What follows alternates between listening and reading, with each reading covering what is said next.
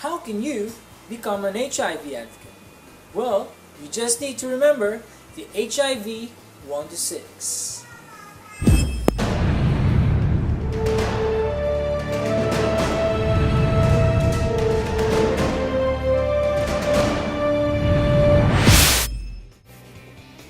There is one link between HIV and TB. A person with HIV has a greater chance of developing opportunistic infections. Here in the Philippines and in the rest of the world, the most common opportunistic infection for HIV patients is tuberculosis. So in high-risk populations, we advocate voluntary HIV counseling and testing among TB patients. 1. There's one link between STI and HIV. STI is an acronym that stands for Sexually Transmitted Infections. Sexually transmitted infection, HIV, have the same mode of transmission and thus the same measure of prevention. This is why we advocate safer sex practices for both. If you have a patient or a friend who comes to you for consult regarding a sexually transmitted infection, this might be a good entry point or time for you to introduce HIV education and offer HIV voluntary counseling and testing. It must be stressed to your patient or your friend that having a sexually transmitted infection makes you more vulnerable to have an HIV infection. 1. There's one link between pregnancy and HIV. HIV can be transmitted from an HIV-infected mother through her child, through pregnancy, giving birth, and then through breastfeeding. This is why we advocate PMTCT services or preventing mother-to-child transmission of HIV among our pregnant clientele. A mother diagnosed early with HIV can receive prompt antiretroviral therapy and proper infant nutritional advice so she can prevent the transmission of HIV to her child. 2. There are two phases of an HIV infection. They are termed appropriately asymptomatic and symptomatic phases. The first phase is called the asymptomatic phase. This is the time when a person living with HIV cannot be differentiated from the general population because there are no signs of the disease. Other doctors would also call this as the incubation period, wherein the virus incubates or replicates inside the human body and continues to destroy the immune cells. The second phase is called the symptomatic phase. This is also what we call as the AIDS condition. Certain illnesses fall between AIDS defining condition.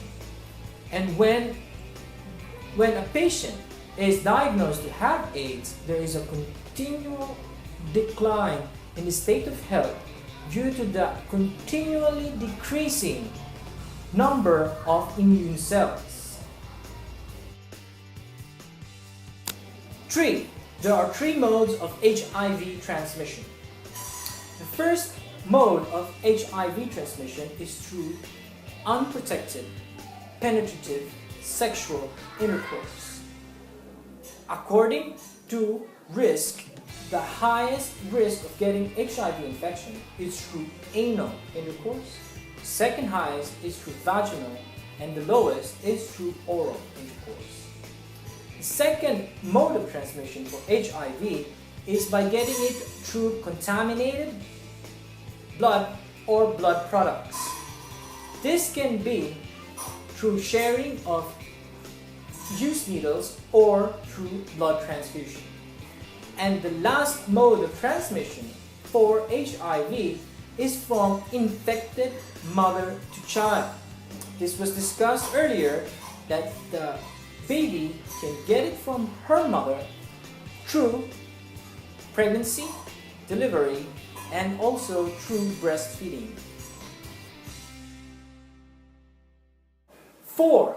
There are 4 principles of successful HIV transmission.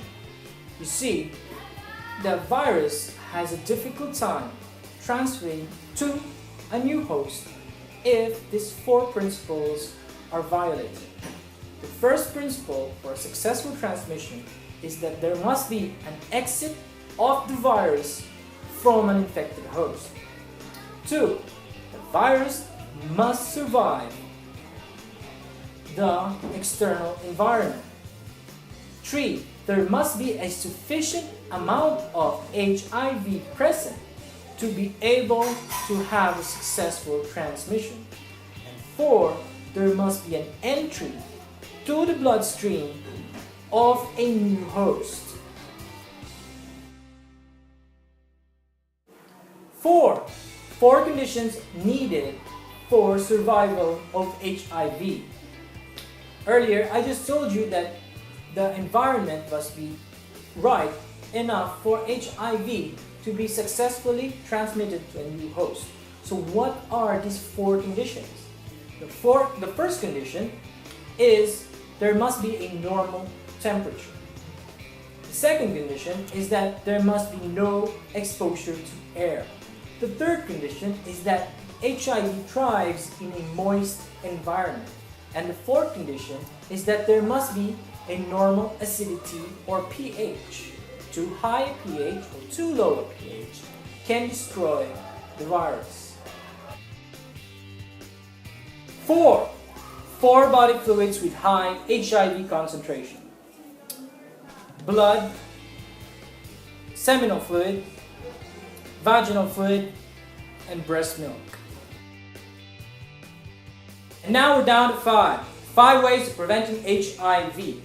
And it so happens to have a mnemonic attached to it. And that mnemonic is ABCDE. A standing for abstinence. If you want to have absolutely low risk of getting HIV through sexual intercourse, abstain. B, be mutually faithful. By being mutually faithful, the risk of getting HIV is very low for both you and your partner. C is for correct and consistent condom use. Fellow YouTubers, especially those from condom.org, specialize in teaching individuals of certain age groups the correct and consistent use of condoms, and they teach it worldwide because it is the number 1 or the best artificial way of preventing HIV transmission. D is do not use drugs or do not use alcohol. Drugs and alcohol lead to risk-taking behaviors and thus predispose one to have an HIV infection. E is for education. What I'm doing here, what you should be doing, your patient or your friends can do a lot. And also E may also stand for early detection and early treatment of HIV infection. Because through education, a person will be willing to be tested for HIV, and then if you can have a person at risk tested early, he or she can get the treatment early and thus prevent AIDS, and also in the case of mother-to-child transmission, prevent mother-to-child transmission. And lastly, we as HIV advocates or counselors, we need to understand, we need to be patient with our clients. They don't have to change overnight. They don't have to change the way you want them to change. They have to go through stages of behavioral change, and there are 6 stages. I may not be able to elaborate it for now, but I may be able to do so in a future video. So be sure you're subscribed to that. The first stage is the pre-contemplation stage, wherein our patient or our client or our friend has absolutely no idea that he or she needs to change. In the contemplation phase or stage, this is when we come in and then we, as an advocate, tell him or her that he or she may be doing high-risk behavior and that he or she may need to change. But change doesn't happen immediately. There's the third and the fourth stage, wherein there's the determination stage and the action stage, wherein the patient may be able to complete what modality we are trying to integrate into his or her daily activities. And we also have the fifth stage, which is the maintenance stage, wherein by practice our client or our friend may be able to continue that behavior that we taught them for a lifetime. Of course, there is the sixth stage or the relapse stage, where we have to understand that there may be instances that the patient will relapse and not do the behavioral change that we taught them.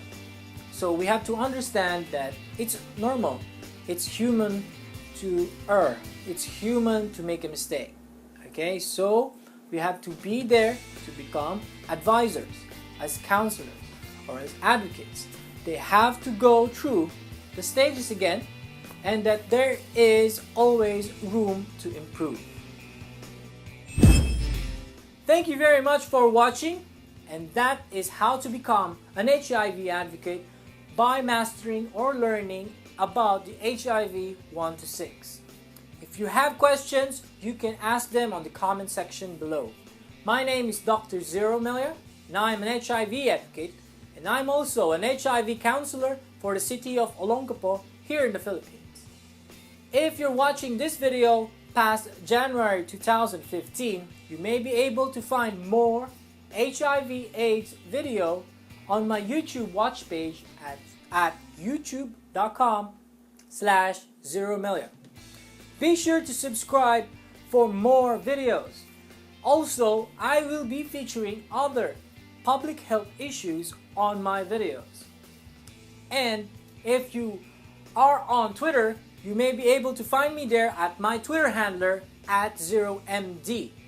And if you are also on Facebook, you may like my page at facebook.com/0million.